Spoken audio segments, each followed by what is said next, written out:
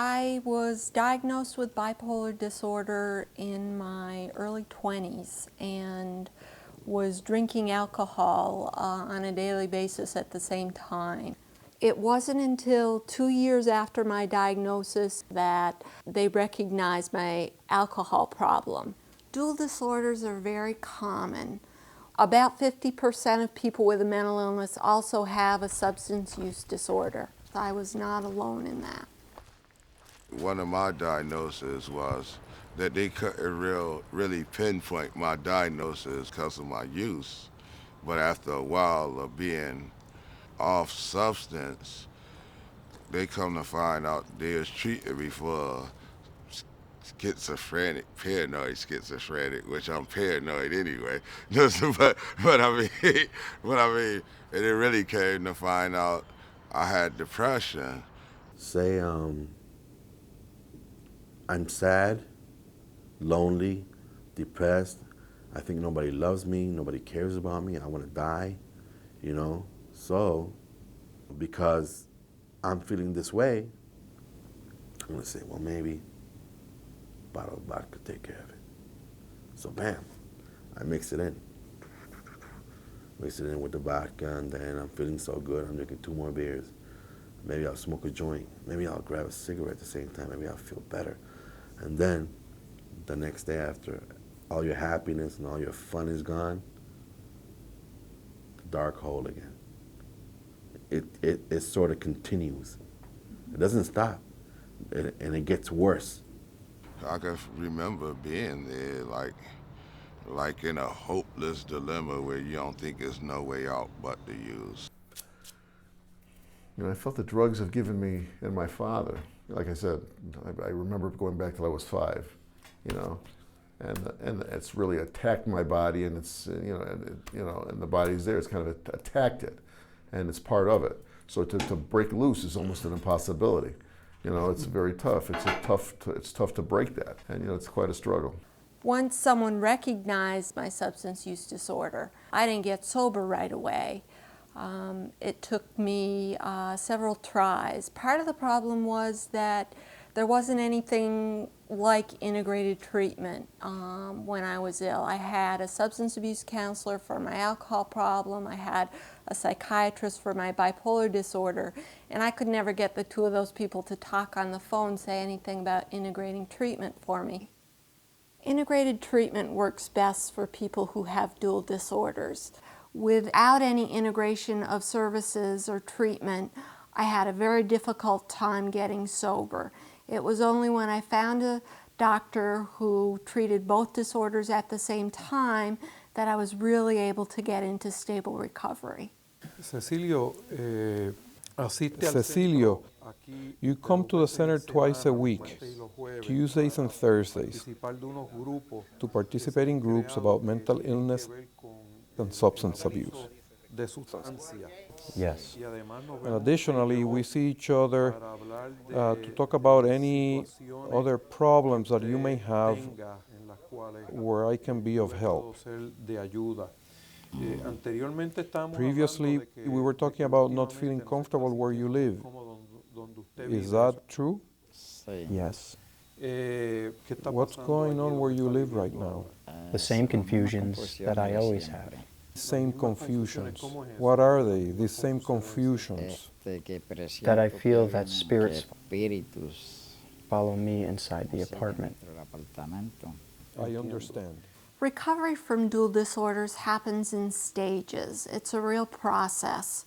When I first was diagnosed with a substance use disorder, I didn't have any desire to stop drinking. When I was younger, it was harder to understand. And then about a year, I started understanding my illness, and I started speaking to people about it. And then I kind of said to myself, it's kind of embarrassing just talking to somebody about my illness. What we'd like to do today is actually an exercise that kind of helps people understand where substances fit into their lives? Now I'm starting to try to be open up about it because that's helping me out and not getting a relapse again. And the first set of questions has to do with The healing process. how substances, and when I say substances, you know what I mean by that? Drugs. Drugs and alcohol. So substance use we're going to talk about. We're going to talk about what are the benefits? When you drink, do you feel better? Do you feel worse? Do you feel the same? I feel good. I don't feel bad things. Some of those messages, I don't feel them. What is it that you drink? What kind of alcohol? Pure rum. Pure rum. And when you drink, you don't have those ideas? No, they go away. I didn't believe it at first. I said to myself, how can alcohol get mixed with your depression? If you drink alcohol, you feel good, you know? How am I going to get depressed if I'm feeling good? The next day, bam, I'm depressed, you know? And right there I said, wow, it's true, you know? I began to look at what alcohol was doing for me and the problems it was causing. People wouldn't use substances if it doesn't give you something. And so there are some benefits, and we'll talk about that. And then we're going to talk about the drawbacks, the problems with it. People who have dual disorders are at an increased risk for many other problems. 17 years out of my life, I've been in prison. 17 years. Today is my birthday. It's the first birthday in 17 years that I have out on the street, out in the world. My first birthday, I'm 34 now.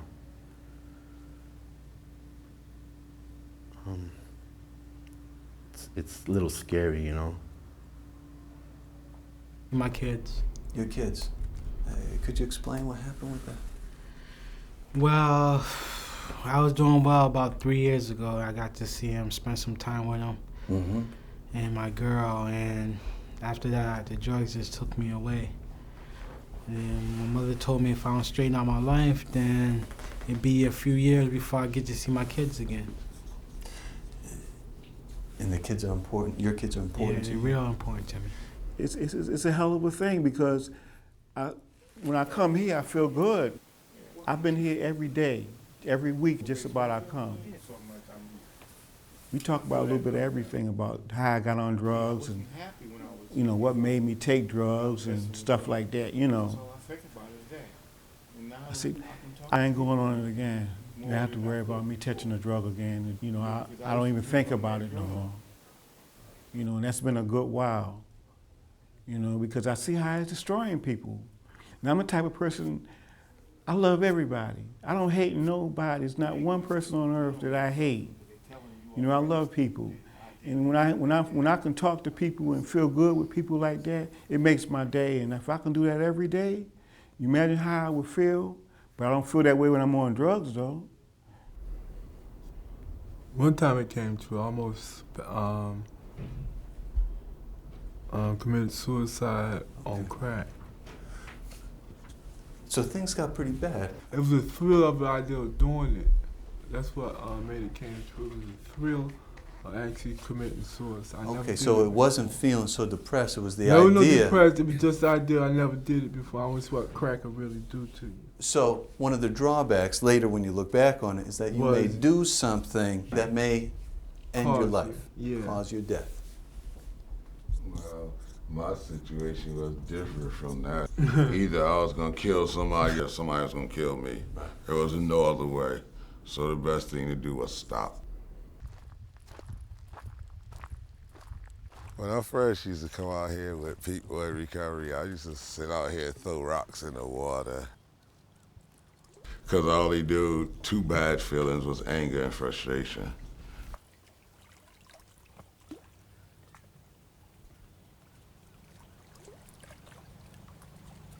And that's about my Vegas memory of this place, throwing stones in the water. And other people like, why you doing that?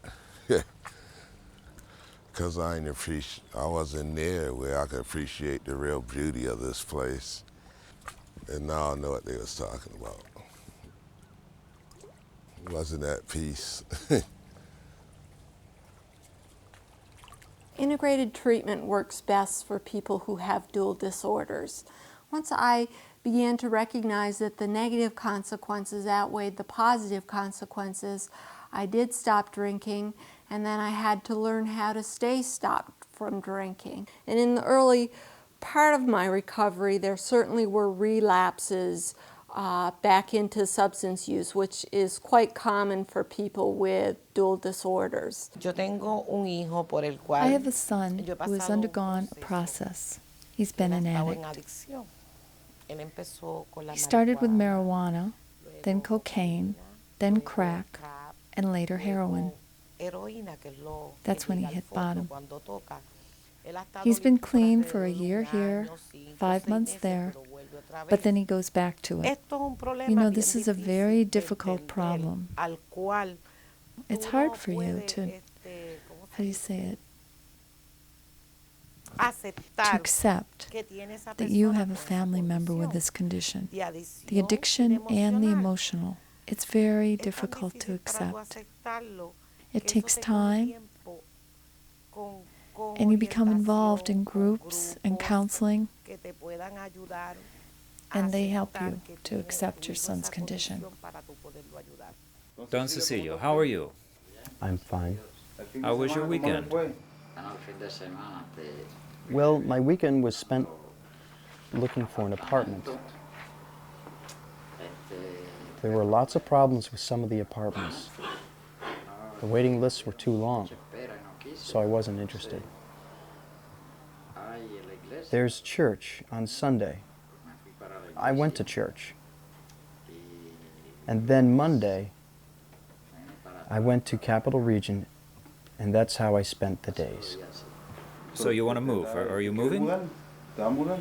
Yes. I come to groups twice a week, Tuesdays and Thursdays, to learn how to control substance use, like alcoholism and drugs. And that helps a lot because it's very educational. Well, the group helped me out a lot.